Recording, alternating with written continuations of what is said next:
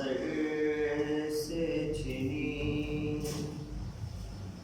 میں صدا دیتی رہی تو نہ آیا غازی جب ردا سر سے چھنی میں صدا دیتی رہی تو نہ آیا غازی آل عمران نے کہا اور زندہ نے کہا یہ بہن قید ہوئی تو نہ آیا غازی جب ردا سر سے چھنی میں صدا دیتی رہی تو نہ آیا غازی ہم کو پانی نہ ملے تیری خوشبو تو رہے تیرے بازو نہ کٹے چاہے مشکی چھدے یہ مگر ہو نہ سکا تیرے بازو ہے جدا مجھ پہ ہے تشنا لگی تو نہ آیا غازی جب ردا سر سے چھنی میں صدا دیتی رہی تو نہ آیا غازی آ گئی شام علم لٹ گئے اہل حرم ریت پر چلتی ہوئی ہو گیا ٹھنڈا علم پرسہ دینے کے لیے مجھ سے ملنے کے لیے آ گئے بابا علی تو نہ آیا غازی جب ردا سر سے چھنی میں صدا دیتی رہی تو نہ آیا غازی اللہم صلی اللہ محمد وآلہ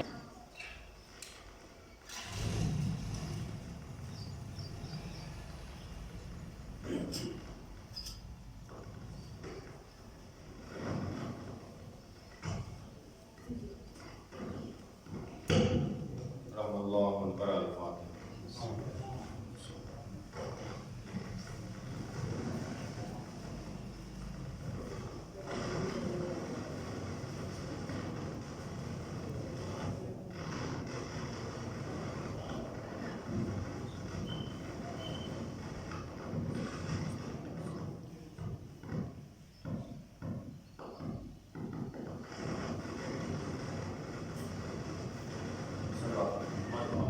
اللہ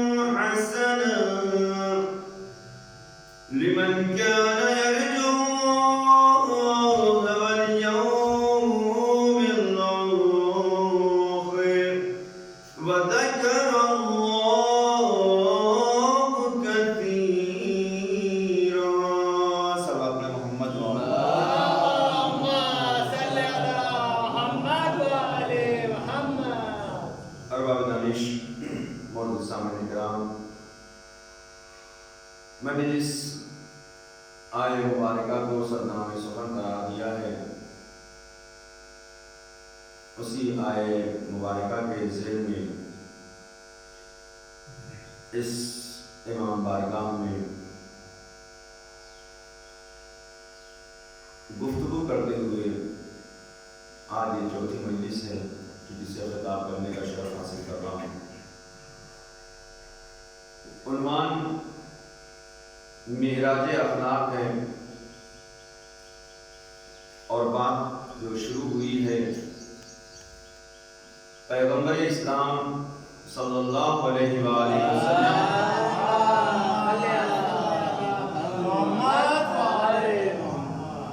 کہ سیرت پاک سے، سیرت پاک طیبہ سے،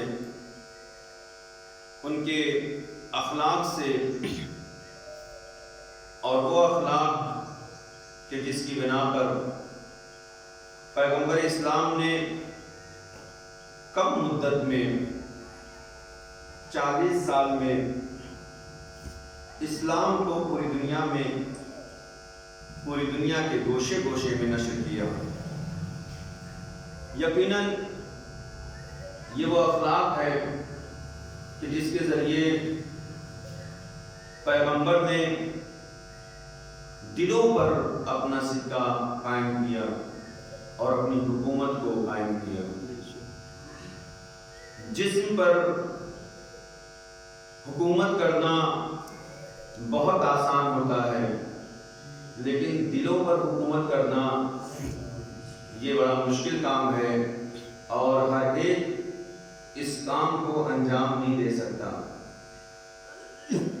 دلوں پر حکومت صرف وہی کر سکتا ہے کہ جس کا دل خود اس لائق ہو کہ وہ تمام اچھائیوں کو قبول کر سکتا ہو، وَإِلَّا تلوار کے بل پر، اپنے فن کے بل پر، جنگ کے حروب کے بل پر یا جنگ و جدال کے بل پر تو لوگوں نے حکومتیں قائم کی ہیں، لیکن پوری دنیا میں، پوری عالم انسانیت پر اگر کسی نے دلوں پر اپنا سکہ رائج کیا، اپنی حکومت کو مستحکم کیا، تو صرف اور صرف وہ ذات سرور کائنات حضرت محمد مصطفیٰ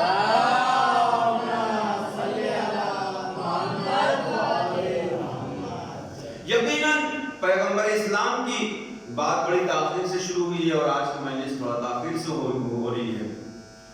بہت جلدی اپنی بات کو پورا کرتے ہوئے کہ آیہ مبارکہ میں صاف طور پر پروردگار عالم نے کہا ہے کہ لَقَدْ كَانَ لَكُمْ فِي رَسُولِ اللَّهِ أُسْوَةٌ حَسَنَةٌ کہ بے شک تمہارے درمیان، بتحقیق تمہارے لیے، تمہارے درمیان رسول کو اسوہ حسنہ قرار دیا ہے،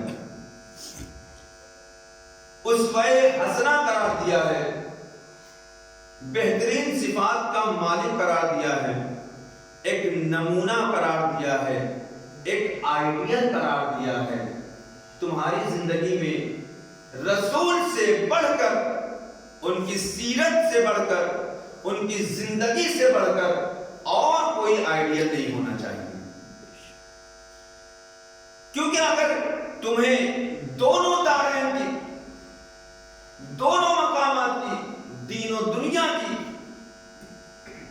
دنیا و آخرت کی کامیابی اگر درکار ہے اور کامیابی چاہتے ہو، تو پھر تمہیں پیغمبر کی سیرت کو اپنانا ہوگا، ان کے اخلاق کو اپنے وجود میں سمونا ہوگا، اور اگر تم نے ان کے اخلاق کو اپنے وجود کا حصہ نہیں بنایا، اپنے وجود میں شامل نہیں کیا، تو یاد رکھو دنیا میں کامیابی شاید مل جائے، لیکن آخرت میں کامیابی نصیب نہیں ہو سکتی ہے۔ صلوات پڑھیں محمد و آل محمد۔ لہذا یہ زندگی پیغمبر اسلام ہے، حیات طیبہ ہے کہ جو تمہاری زندگی کے لیے بہترین نمونے عمل۔ اب آپ پیغمبر اسلام کی حیات طیبہ کو دیکھیے اور پوری زندگی کا مطالعہ کریے، کوئی ایسا لمحہ کوئی ایسا وقت اور کوئی ایسا مقام آپ تلاش کر کے بتائیں کہ جہاں پر پیغمبر اسلام کے عمل میں، کردار میں معاذ اللہ کہیں سے کوئی کمی نظر آتی ہے۔ لہذا یہ وجہ ہے کہ پیغمبر نے ارشاد فرمایا کہ میرے نزدیک سب سے بہترین لوگ وہ ہیں کہ جن کے اخلاق اچھے ہوا کرتے ہیں۔ تم یہ جاننا چاہتے ہو کہ تم میں بہتر کون ہے، تو یاد رکھو میرے نزدیک تم اپنی باتیں نہ کرو کہ تمہارے نزدیک فلاں بہتر ہے، تمہارے نزدیک فلاں بہتر ہے، وہ بہتر ہے، وہ بہتر ہے، وہ اچھا ہے، اس کا کردار اچھا نہیں۔ تمہارا معیار کوئی معیار نہیں ہے، رسول کا معیار ہوا کرتا ہے۔ صلوات پڑھیں محمد والے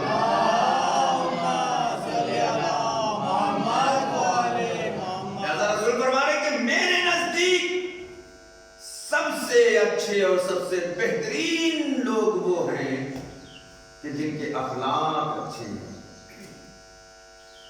جو اخلاص کی منزلوں پر فائز ہیں۔ جب ملتے ہیں تو ایسا لگتا ہے کہ کوئی فرشتہ صفت انسان مل رہا ہے، جب وہ وزن سے دور ہو جایا کرتے ہیں تو ان کی کمی محسوس ہوا کرتی ہے، اور جب تک وہ ساتھ اور ہمراہ رہا کرتے ہیں انسان کو ایک قوت ملا کرتی ہے، ایک طاقت کا احساس ہوتا ہے کہ ہے کوئی ہمارے ہمراہ۔ یہ کچھ اور نہیں ہے، یہ وہ اخلاق کی طاقت ہے، شجاعت ہے کہ جو انسان کے وجود میں پائی جاتی ہے۔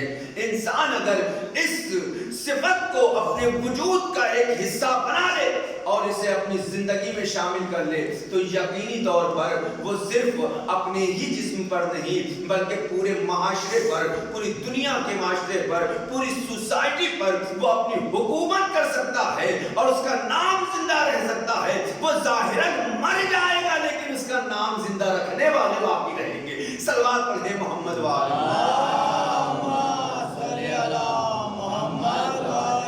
لہذا پیغمبر فرماتے ہیں کہ کوئی ایسا کام کر کے جاؤ کہ تمہاری یادیں اچھے ناموں سے زندہ رہیں۔ ایسا کام نہ کر کے جاؤ کہ جب نام تمہارا آئے تو لوگ لعنت پڑھتے ہوئے نظر آئیں۔ اب میں لعنت اپنی زبان میں کہہ رہا ہوں، لوگ تمہیں برا بھلا کہنے لگے۔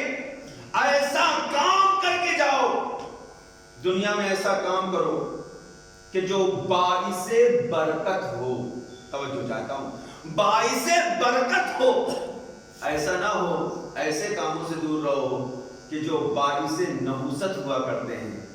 زندگی میں انسان کی اگر برکت نہ ہو تو اس کی زندگی نہیں ہوتی ہے، زندگی وبال جان ہو جایا کرتی ہے، عذاب ہو جایا کرتی ہے۔ اور اگر انسان اپنی زندگی میں برکت چاہتا ہے تو برکت کے لیے ضروری ہے کہ سب سے پہلے وہ سیرت ائمہ معصومین کو، سیرت پیغمبر اسلام کو اپنی زندگی میں شامل کرے۔ جب ان تمام سیرتوں کو اپنی زندگی کا حصہ قرار دے گا، اپنی زندگی کا جز قرار دے گا تو یقیناً اس کی زندگی ہوگی کہ جو بابرکت کہلائے گی۔ اب کہیں سے اس کی زندگی میں نقص نہیں نظر آئے گا، کوئی کمی نظر نہیں آئے گی۔ وہ اگر واقع کر رہا ہوگا تو بھی رب پر شکر خدا ہوگا۔ صلوات پڑھیں محمد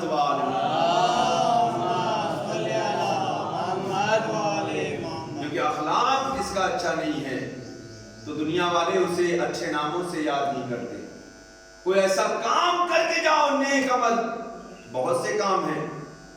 پہلے زمانے میں پانی کی کمی ہوا کرتی تھی، حدیثوں میں ملتا ہے کہ آپ کنویں کھود دیں تاکہ جو ہے لوگ اس پانی سے سیراب ہوں۔ آج کنویں کی ضرورت تو نہیں ہے۔ آپ جب کنویں کی آج ضرورت نہیں ہے تو ایسا تو ہے نہیں کہ پانی کی بھی ضرورت نہیں۔ بھیا پانی کی ضرورت تو ہے نا، بغیر پانی کے تو کوئی زندہ نہیں رہ سکتا ہے، کوئی باقی نہیں رہ سکتا ہے۔ کل کی ضرورت کنواں تھی کہ جو پیاس کو بجھایا کرتی تھی، آج کی ضرورت ہینڈ پمپ ہے، پائپ لائن ہے۔ آپ اس ضرورت کو پورا کریں۔ جب تک یہ چیزیں زندہ رہیں گی، سلامت رہیں گی، آپ کو ثواب بٹورنے کی ضرورت نہیں ہوگی، آپ کو کہنے کی ضرورت نہیں ہوگی، بلکہ خداوند عالم کی طرف سے خود یہ انتظام کیا جائے گا کہ آپ کے نامہ اعمال میں نیکی نیکیاں لکھی جائیں گی. اب وہ نیکیاں دنیا میں بھی کام آنے والی ہیں, آخرت میں بھی کام آنے والی ہیں, اور اس جگہ پر کام آنے والی ہے جہاں کوئی کام نہیں آنے والا ہے. جب قبر کی منزل ہوگی, انسان پریشان ہوگا, وہاں پر مضطرب ہوگا, نہ وہاں پہ کوئی بھائی کام آنے والا ہے, نہ ہی وہاں اولاد کام آنے والی ہے, نہ ہی وہاں ماں باپ کام آنے والے ہیں, نہ محلے والے کام آنے والے ہیں, نہ گاؤں والے کام آئیں گے, نہ شہر والے کام آئیں گے, نہ آپ کے دوست و احباب کام آنے والے ہیں. کوئی کام نہیں آنے والا ہے. قبر کی منزل میں انسان یک و تنہا ہوگا اور اس کے اعمال ہوں گے. بس اسی وقت فرشتہ ہوگا کہ جب آپ کو مضطرب دیکھے گا, آپ کو پریشان حال دیکھے گا, تو آپ کی پریشانیوں کو دور کرنے کے لیے, آپ کے عذاب میں کمی کرنے کے لیے وہ طرح طرح کی لوازمات کو لے کر آئے گا, نعمتوں کو لے کر آئے گا, وہ تمام چیزوں کو لے کر آئے گا جس سے صاحب قبر کی پریشانیاں دور ہو جائیں, اس کا اضطراب دور ہو جائے, اس کا عذاب کم ہو جائے. وہ صاحب قبر سوال کرے گا, بھیا میں نے کوئی ایسا ثواب تو نہیں کیا تھا, میں نے کوئی ایسا کام تو نہیں کیا تھا, میں نے ایسی نمازیں بھی نہیں پڑھی تھی, میں نے اتنے روزے بھی نہیں رکھے تھے, تو پھر اتنی نیکیاں میرے حصے میں آ کہاں سے رہی ہیں؟ ایک مرتبہ فرشتہ جواب دے گا, تجھے یاد نہیں ہے, تو جب ایک مرتبہ سفر کر رہا تھا تو تو نے راستے پر سے کچھ درخت کو کہ جو انسانوں کے لیے مضر ہوا کرتے تھے, اس میں کانٹے ہوا کرتے تھے, تو نے اس کو راستے سے ہٹا دیا تھا. پروردگار عالم نے اس کانٹے دار درخت کو, وہاں اس کانٹوں کو راستے سے ہٹانے کا یہ اجر و ثواب دیا ہے کہ تیرے اس قبر سے ہر طرح کے عذاب کو دور کر دے. صلوات پڑھے محمد وآلہ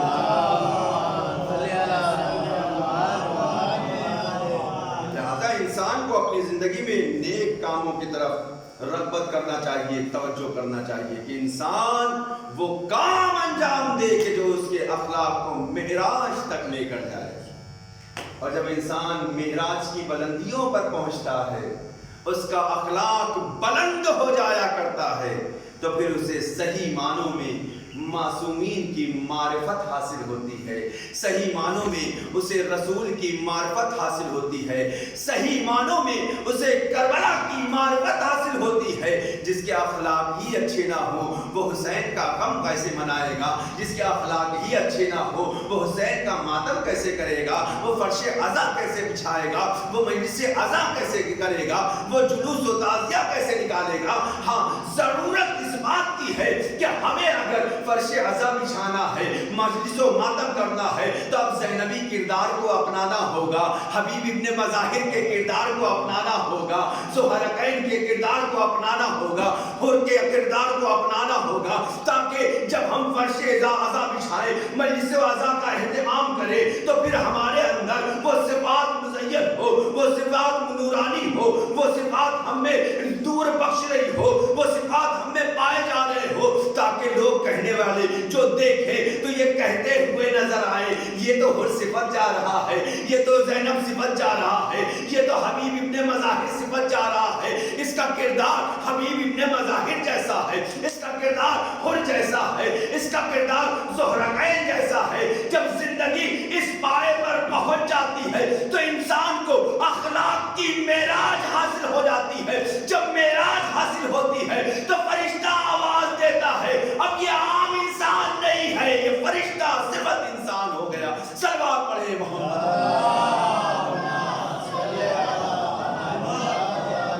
یہ عام انسان نہیں ہے, یہ فرشتہ صفت انسان ہے کہ جو ظاہری طور پر زندگی گزار تو رہا ہے, لیکن آؤ اس کے گھر پر دیکھو, اس کی نگاہیں دوڑاؤ, یہ کبھی بھی شکر سے دور نہیں ہوتا ہے. چاہے خوشحالی کا موقع ہو, چاہے غم کا موقع ہو, جس حال میں بھی رہتا ہے وہ اپنے خدا کا شکر بجا رہا ہے. شکران نعمت کرنا ایک مومن کی علامت ہے, کفران نعمت کرنا ایک کافر کی علامت ہے.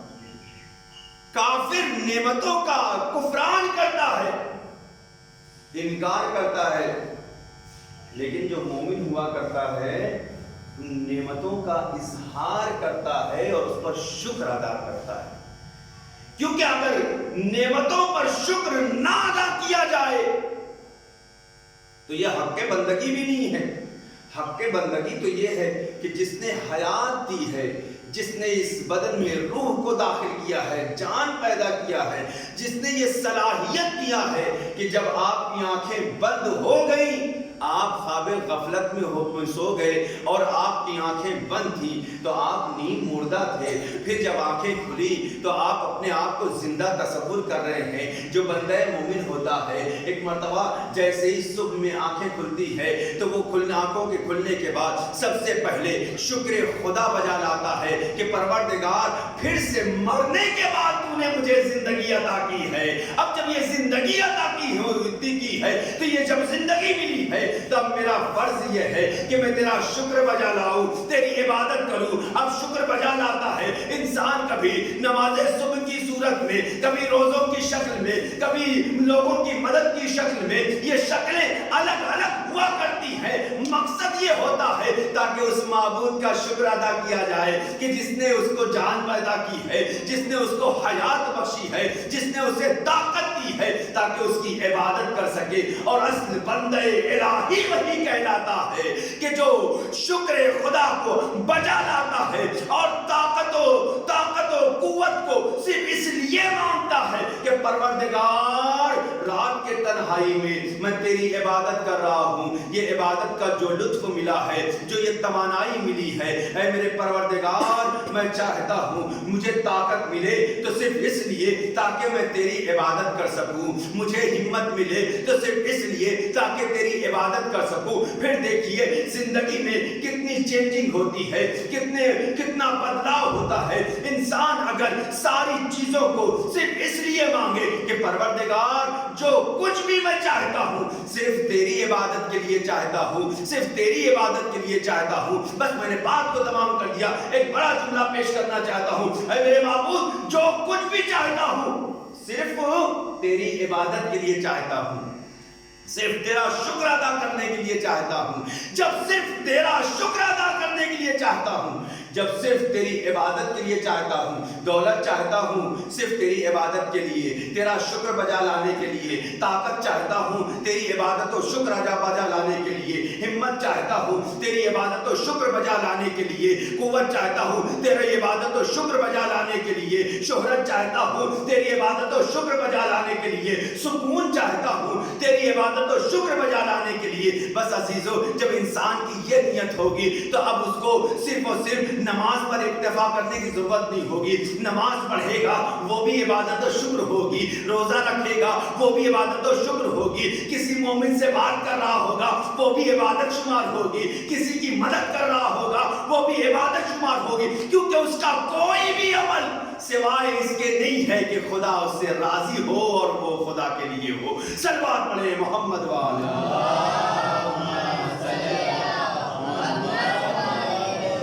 جب انسان اپنے عمل کو خدا کی خوشنودی کے لیے انجام دیتا ہے، چاہے وہ چھوٹا عمل ہو چاہے بڑا عمل ہو، اور جب خدا کی خوشنودی کے لیے ہے تو اس کا سب کام، سارا عمل عبادت شمار ہوتا ہے، عبادت شمار ہوتا ہے۔ انسان وہ عقل مند ہے کہ جو اپنے 24 گھنٹے کے ہر لمحے کو عبادت میں گزار دے۔ لہٰذا اسی لیے عیسائی مبارکہ نے کہا وَذَكَرَ اللَّهَ كَثِيرًا، زیادہ سے زیادہ وہ اللہ کا ذکر کرتے ہیں، اللہ کا نام لیتے ہیں۔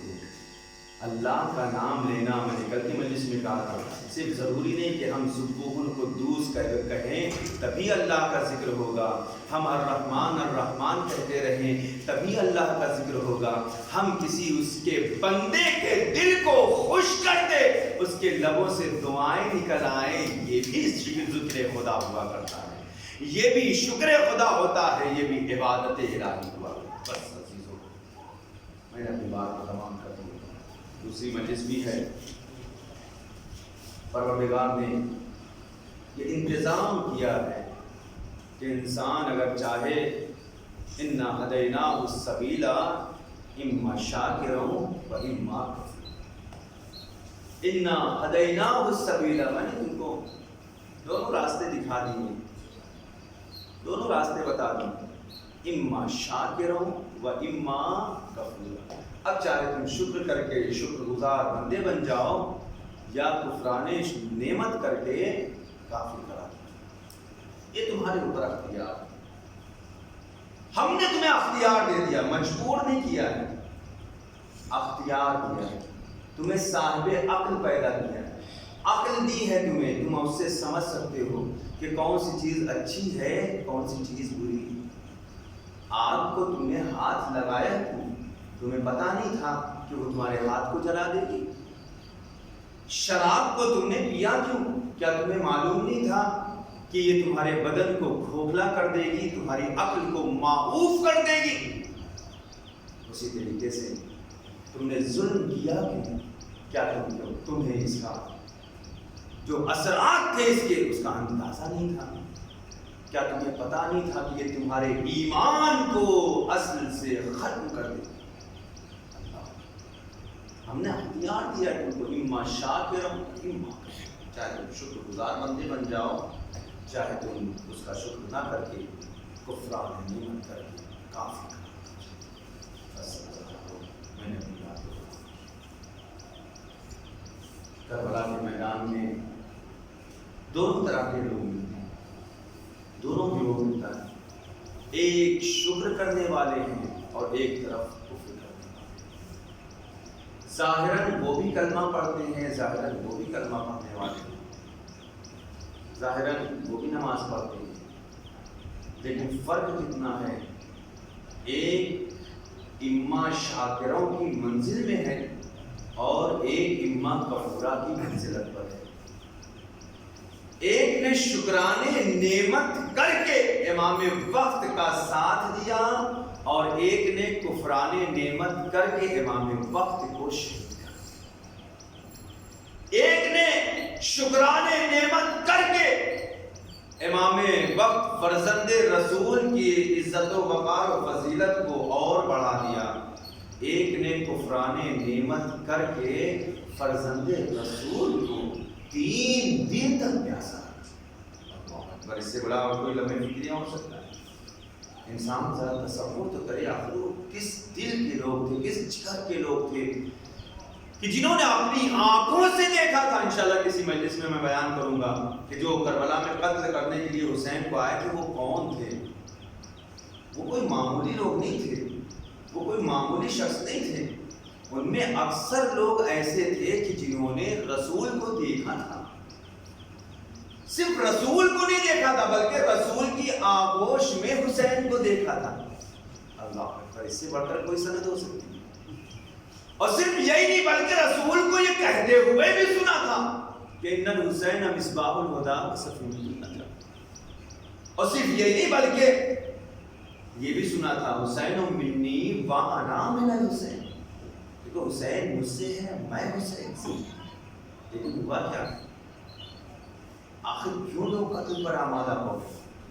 سب کچھ دیکھنے کے بعد، قرآن سینے میں محفوظ ہونے کے باوجود، صرف قاری قرآن نہیں تھے قتل کرنے والے، حافظ قرآن بھی تھے، نماز شب کے پابند تھے. اللہ اکبر، اس سے بڑھ کے اور کوئی بات نہیں. نماز شب کا ایک پابند انسان فرزند رسول کو قتل کر رہا ہے. اور تو اور حسین جب نماز پڑھنے کے لیے کھڑے ہوئے، زیادہ وہ مصائب یہی ہے. فرزند زہرا، فرزند رسول، جگر گوشے بطول جب نماز پڑھنے کے لیے کھڑے ہوتے ہیں تو ادھر سے آواز آتی ہے، اے حسین تم کون سی نماز پڑھ رہے ہو، تمہاری نماز قبول نہیں ہے. یہ وقت آ گیا کہ جس گھرانے نے نماز پڑھانا سکھایا، لوگوں کو دین بتایا، اسلام بتایا، قرآن کی تعلیم دی گئی، وہ قرآن پڑھیں تو ان کا قرآن غلط، وہ نمازیں پڑھیں تو ان کی نمازیں غلط. جن کے گھر میں شراب نوشی ہوا کرتی تھی، جن کے گھر میں جوا عام ہوا کرتا تھا، جن کے گھروں میں برائیاں عام تھیں، وہ لوگ نماز پڑھیں تو ان کی نماز بہتر. اللہ اکبر، یہ وقت آ گیا تھا کربلا. حسین نماز پڑھ رہے ہو، کہہ رہے ہیں کہ حسین تمہاری نماز کو ایسے ہی اصحاب میں کچھ اصحاب ایسے بھی تھے کہ جو شکرانے نعمت کرتے تھے، امام کو پہچانتے تھے اور جب وقت نماز کا ہوتا تھا، جیسے ہی ظہر کا وقت ہوا، امام کا چاہنے والا آ کے کہتا ہے، اس بلندی پر وہ فائز ہے، معراج کی بلندی پر ہے، وہ اخلاق کے معراج کو حاصل کر دیا ہے، وہ کہتا ہے مولا نماز کا وقت ہو گیا ہے۔ ایک بتا امام فرماتے ہیں اللہ تمہارا شمار نمازیوں میں کرے، تم نے مجھے جنگ کے وقت پر نماز کی فکر دی، ہاں تمہیں نماز کی فکر ہے۔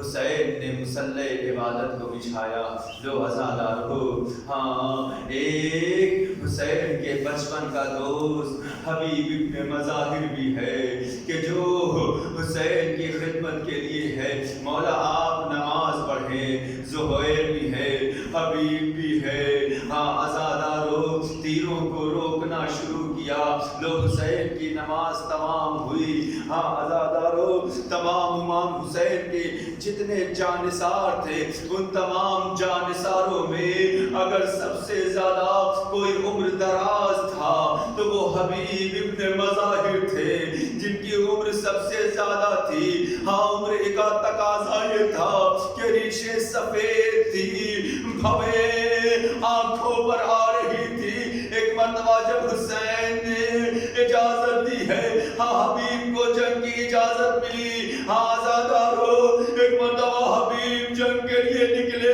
ایک رومال کو نکالا، اپنی پیشانی پر باندھا، اپنی بھووں کو پیشانی سے باندھتے ہوئے کہا اے میری بہو یہ مجھے منظور نہیں ہے کہ میں حسین کی نصرت کر رہا ہوں، ہاں اور کوئی مجھے اذیت کرے، جزاکم ربکم خیر الجزاء۔ اے عزادارو لو حسین کا جانباز سپاہی چلا، حسین کے بچپن کا دوست چلا، جسے حسین نے خط بھیج کر بلایا تھا، اے حسین کے چاہنے والے حبیب من الحسین الغریب الى رجل الفقیر، اے حبیب آج تیری ضرورت ہے، ارے زینب کو تیری ضرورت ہے۔ ہاں زادارو وہی حبیب جا رہا ہے، ہاں انداز جنگ یہ ہے کہ لوگوں کو عمار یاسر کی جنگ یاد آ رہی ہے، لوگوں کو میثم تمار کی تلواریں یاد آ رہی ہے، لوگوں کو ابو ذر کا کردار نظر آ رہا ہے۔ اے عزادارو ایک مرتبہ حبیب نے آنے کے بعد ایک رجز پڑھا اور پڑھتے ہیں، کہتے ہیں اے فوج اشقیاء کیا تو نے نہ پہچانا یہ میرے بچپن کا دوست حسین ہے، میرا صرف دوست ہی نہیں ارے بلکہ یہ فرزند رسول ہے، جگر گوشے بطول بھی ہے۔ جزاکم ربکم خیر الجزاء۔ زادارو ایک مرتبہ حبیب نے جیسے ہی رز پڑھنا شروع کیا ادھر سے کسی ملعون نے آواز دی اے حبیب تم بہت بوڑھے ہو چکے ہو، ہاں تم تلوار اس طرح سے نہیں چلا سکتے۔ ادھر سے حبیب نے آواز دی آؤ دیکھو عشق علی کس طرح سے زور مار رہا ہے، عشق حسین کس طرح سے سر چڑھ کے بول رہا ہے، آؤ ذرا مقابلہ کر کے تو دیکھو۔ بس عزادارو ایک مرتبہ حبیب کی تلوار چلی، ارے کئی ناریوں کو فنار کیا لیکن ایک شکی نے ارے چھپ کر ایک ایسا وار کیا، حبیب ابن مظاہر ارے زمین پر ہے آواز دی اے میرے مولا جزاکم ربکم خیر الجزاء۔ اگر ایک جملہ نہ پڑھوں نا تو حق شجاعت حبیب ابن مظاہر ادا نہ ہوگا۔ روایتوں میں ملتا ہے کہ جب حبیب ابن مظاہر زمین پر گرے، ہاں ان کا رہبار جب اس کی ٹانگیں کٹ گئی تو ایک مرتبہ حبیب زمین پر ہے، فوجوں نے یہ سمجھا کہ شاید حبیب کی روح پرواز کر گئی، لیکن جب فوجیں سمٹنا شروع ہوتی ہے ایک مرتبہ حبیب نے سانسیں لینا شروع کیا، ایک مرتبہ سانس جب لینا شروع کیا اپنے ہاتھوں کو بڑھایا، گری ہوئی شمشیر کو اٹھایا۔ بس عزادارو یہی وہ موقع تھا کہ جب فوجوں نے دیکھا کہ حبیب ابھی زندہ ہے، روح باقی ہے، یہ سینہ میں ابھی طاقت باقی ہے، کوئی قریب نہیں آ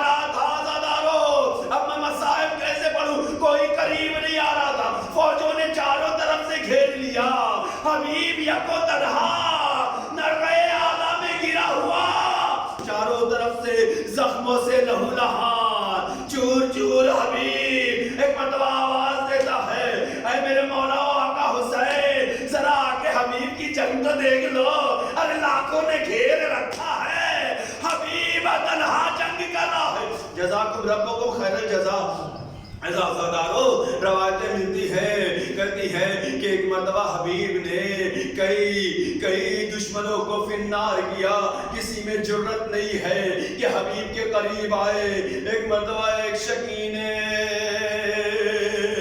آواز دی، یہ حسین والا ہے، یہ تو حسین کے بچپن کا دوست حبیب ہے، یہ تو ایسے لڑ رہا ہے کہ جیسے کوئی جوان جنگ لڑ رہا ہو، ارے اس کا مقابلہ یوں نہیں کیا جا سکتا ہے۔ پھر کیا تازہ دارو، ایک ظالم نے پیچھے سے چھپ کر ایک نیزے سے ارے حبیب پر وار کیا، حبیب منہ کے بل زمین پر گرے، آواز دی السلام علیکہ یا ابا عبداللہ۔ حسین دوڑتے ہوئے آئے، حبیب کے سر کو اٹھایا، پیشانی کو بوسا دیا، اے میرے دوست حبیب، عالم غربت میں تم نے بھی ساتھ چھوڑ دیا۔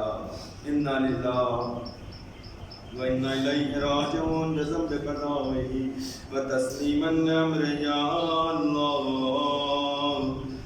یا اللہ یا اللہ یا اللہ یا حمید یا محمود بحق محمد یا علا بحق علی یا فاطر بحق فاطمہ یا محسن بحق الحسن یا قدیم الاحسان بحق الحسین لا تشان وبحق الأئمة التسعة الطاهرين من ذرية الحسين عليهم الصلاة والسلام بارك بحق چہردہ معصومین علیہ الصلوۃ والسلام۔ تمام ترمیم امنات مشکلات و پریشانیوں کو دور فرما، جو مقروض ہیں ان کے قرضوں کو از غیب ادا فرما، جو بیمار ہیں انہیں شفاء کامل و عاجل عنایت فرما۔ اے میرے اللہ ہماری اس نیک عبادت کو قبول فرما، جہاں کہیں بھی مسلمان عالم ہیں ان کی جان مال عزت و آبرو ان کی ناموس اور بچوں کی حفاظت فرما۔ اے میرے اللہ پوری عالم انسانیت کو اس وبا، اس بلا، اس مرض اور بیماری سے نجات عنایت فرما۔ اے میرے اللہ فرزند زہرا